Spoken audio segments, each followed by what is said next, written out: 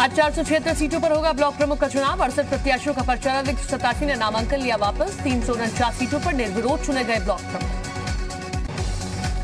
25 जुलाई से शुरू हो रही कांवड़ यात्रा की तैयारियों पर यूपी के सीएम योगी ने की समीक्षा बैठक। यात्रा के सभी रूट्स की तैयारियों को जल्द पूरा करने के निर्देश। कोविड प्रोटोकॉल का करना होगा सख्ती से पालन। चित्रकूट में संघ की वार्षिक बैठक जारी। संघ प्रमुख मोहन भागवत समेत सभी बड़े पदाधिकारी करेंगे शिरकत। देश के विभिन्न मुद्दों पर चर्चा होगी। अयोध्या में राम मंदिर के 100 मीटर के दायरे में अब नहीं होगा कोई नया निर्माण। एडीए-बीसी का बयान।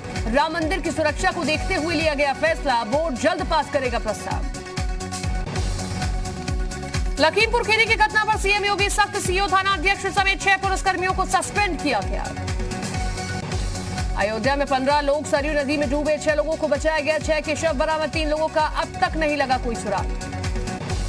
इलाहाबाद हाईकोर्ट ने तबलीगी जमातियों के खिलाफ दाखिल चार्जशीट और केस डायरी पेश करने के आदेश की अवहेलना पर जताई नाराजगी। साथ ही 3 जिलों के एसपी को तलब किया। ब्लॉक प्रमुख चुनाव में एसपी अध्यक्ष अखिलेश यादव के गुंडागर्दी आरोप पर बीजेपी विधायक सुरेंद्र सिंह ने साधा निशाना। कहा, गुंडागर्दी करने का संस्कार समाजवादी पार्टी के लोगों का है। गुंडों को उनकी भाषा में नहीं समझाएंगे तो उनको समझ नहीं आएगा। संभल में बीजेपी के प्रदेश प्रवक्ता साक्षी सिंह ने ओवैसी पर बोला हमला। साक्षी ने कहा कि यूपी की सियासत को सर्कस कहने वाले ओवैसी को उनके मजनू ओम प्रकाश राजभर मिल चुके हैं। बहराइच में सैयद सलार गाजी के मजार पर ओवैसी और ओम प्रकाश राजभर की चादर चढ़ाए जाने से नाराज राजभर समाज के लोगों ने वाराणसी में ओवैसी और ओम प्रकाश राजभर का पुतला फूका, विरोध जताया। यूपी में कोरोना का कप्पा वेरिएंट सामने आने के बाद चिकित्सा और स्वास्थ्य महानिदेशक डॉक्टर डीएस नेगी ने दिया बयान। कहा, कोरोना के कप्पा वेरिएंट से घबराने की जरूरत नहीं। महाराजगंज में 5 ब्लॉक प्रमुख निर्विरोध चुने गए, जबकि 7 सीटों पर आज चुनाव होंगे। चुनाव को लेकर प्रशासन ने पूरी तैयारियां कर ली है। शाहजहांपुर पहुंचे यूपी के कैबिनेट मंत्री सुरेश खन्ना। ब्लॉक प्रमुख चुनाव में सबसे ज्यादा सीटों पर बीजेपी के जीत का दावा किया। मऊ के घोसी कोतवाली इलाके में ब्लॉक प्रमुख पद के चुनावी रंजिश में बीजेपी प्रत्याशी के रिश्तेदार पर अज्ञात बदमाशों ने की फायरिंग। घायल युवक को अस्पताल में भर्ती कराया गया। चित्रकूट में सदर ब्लॉक प्रमुख सीट पर एसपी उम्मीदवार ने चुनाव में गड़बड़ी को लेकर जताई आशंका। जिला निर्वाचन अधिकारी ने दर्ज कराई शिकायत। सहारनपुर में ब्लॉक प्रमुख के चुनाव में कई उम्मीदवारों के पर्चे निरस्त होने के बाद समाजवादी पार्टी के कार्यकर्ताओं ने जिला मुख्यालय का घेराव कर प्रदर्शन किया। यूपी के ललितपुर में ब्लॉक प्रमुख चुनाव में बीजेपी प्रत्याशी विजय सिंह उर्फ गोलू राजा ने अपने विरोधी उम्मीदवार राजदीप सिंह बंदेला पर जान से मारने की कोशिश की है। मौके पर विजय सिंह ने पुलिस में शिकायत की। वाराणसी के 80 घाट पर उमड़ी लोगों की भीड़। मौके पर जमकर उड़ी सोशल डिस्टेंसिंग की धज्जियां। प्रशासन के हाथ पांव फूले। पूर्वांचल में बच्चों पर कहर बनकर जान लेने वाली बीमारी इंसेफेलाइटिस पर योगी सरकार की बड़ी सफलता। बीते 4 सालों में 90% कम हुए जापानी इंसेफेलाइटिस के मामले। सीतापुर में 75 साल की बुजुर्ग महिला ने कोरोना वैक्सीन लगवाई। ठेली से वैक्सीन लगवाने पहुंची बुजुर्ग महिला ने लोगों से भी टीका लगवाने की अपील की। कोविड की संभावित तीसरी लहर के खतरे से निपटने के लिए रायबरेली है तैयार। एम्स रायबरेली में 300 बेड के अस्पताल का शुभारंभ। 150 बेड पर नॉन कोविड मरीज और 150 बेड पर कोविड मरीजों के लिए रिजर्व किया गया। प्रयागराज में कोरोना की तीसरी संभावित लहर से निपटने के लिए प्रशासन ने कसी कमर। मंत्री नंद गोपाल नंदी ने समीक्षा बैठक में अधिकारियों को आवश्यक निर्देश दिए।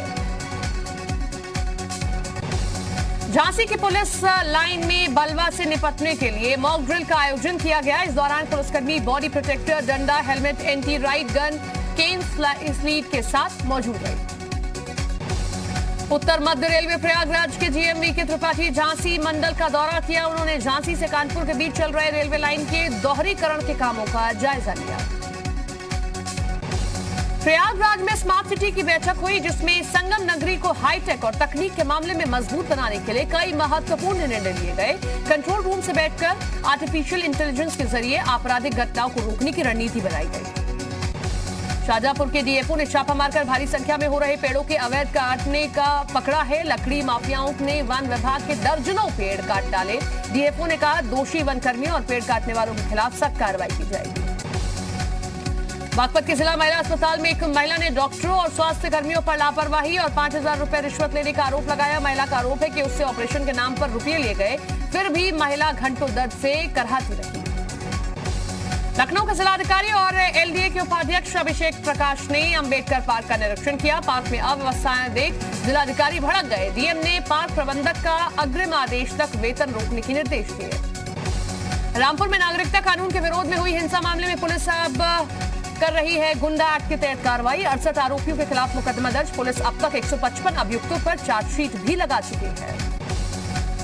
रामपुर में आरपीएफ के जवान को रुपयों के भरा बैग मिला है। बैग में 6.5 लाख रुपए मिले। बाद में इस बैग को आरपीएफ ने उसके मालिक को सौंप दिया। चंदौली में दबंगों से अपनी जमीन को मुक्त कराने के लिए महीनों से सरकारी विभागों के चक्कर लगा रहे आईटीबीपी के जवान को न्याय की उम्मीद जगी। डीएम ने 15 दिन के अंदर मामले का निस्तारण कर आश्वासन दिया।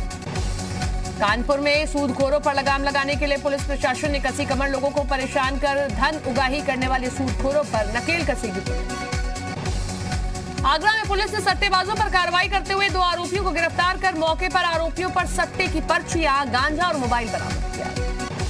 अमेठी में अनियंत्रित अज्ञात वाहन ने सड़क किनारे लड़के को मारी टक्कर। हादसे में घायल अर्जुन को अस्पताल में भर्ती कराया गया। गौतम बुद्ध नगर में जाचा थाने की पुलिस ने एक गांजा तस्कर को 3 किलो 900 ग्राम गांजे के साथ गिरफ्तार किया। आरोपी का नाम आस मोहम्मद उर्फ बॉबी है। मिर्जापुर के कछवा थाना इलाके में बुजुर्ग की कुल्हाड़ी से काटकर हत्या की गई। पुलिस ने हत्या के आरोपी को गिरफ्तार किया। खेत में गाय चराने से मना करने पर वारदात को दिया अंजाम। गाजियाबाद के लोनी में व्यापारी से लूटपाट की घटना का खुलासा। पुलिस ने एक आरोपी को गिरफ्तार किया। कब्जे से 80,000 कैश और असला बरामद किया। सहारनपुर के रेलवे हॉस्पिटल में इलाज के दौरान महिला की मौत। परिजनों ने गलत इंजेक्शन से मौत का लगाया आरोप। अस्पताल के बाहर किया हंगामा। ललितपुर में बिजली के तार के संपर्क में आने से एक युवक और 2 जानवर की गई जान। आंधी तूफान की वजह से हादसा। परिजनों ने की मुआवजे की मांग। देवरिया में आउटसोर्सिंग के जरिए स्वास्थ्य विभाग में काम करने वाले 78 युवक हुए बेरोजगार। सीएमओ ऑफिस की लगा रहे हैं चक्कर। हाथरस में पुलिस ने हथियारों की अवैध फैक्ट्री का भांडाफोड़ किया। पुलिस ने फैक्ट्री से एक आरोपी को गिरफ्तार किया है, जिससे 10 तमंचे, 3 पौनिया बंदूक और कई अदबने तमंचे बरामद किए गए। गौतम बुद्ध नगर की एसटीएफ, क्राइम ब्रांच और थाना सेक्टर 49 की पुलिस के जॉइंट ऑपरेशन में पारदी गैंग के 2 वांछित आरोपियों को गिरफ्तार किया गया है। दोनों पर 50-50 रुपए का इनाम था। बिजनौर पुलिस ने 25,000 के इनामी बदमाश आदिल उर्फ चोहिया को गिरफ्तार किया है। आदिल पर 2019 में सीएए एनआरसी विरोधी दंगों में शामिल होने का आरोप है। मथुरा में एक महिला अपने दिव्यांग बच्चे के साथ न्याय की गुहार लगाते हुए थाने के बाहर धरने पर बैठ गई। महिला का आरोप है कि पति की मौत के बाद ससुराल वालों ने उसे घर से निकाल दिया है। पुलिस भी कोई कार्रवाई नहीं कर रही है। गोंडा में ब्लॉक प्रमुख चुनाव से पहले पुलिस ने 76 लोगों के खिलाफ कानूनी कार्रवाई की है। 2 लोगों को गैंगस्टर एक्ट के तहत गिरफ्तार किया है। 3 लोगों को आर्म्स एक्ट में गिरफ्तार किया। मुजफ्फरनगर की खतौली कोतवाली पुलिस ने वाहन चेकिंग के दौरान क्राइम ब्रांच की टीम के साथ मिलकर वाहन चोर गिरोह के 2 छात्र चोरों को गिरफ्तार किया है।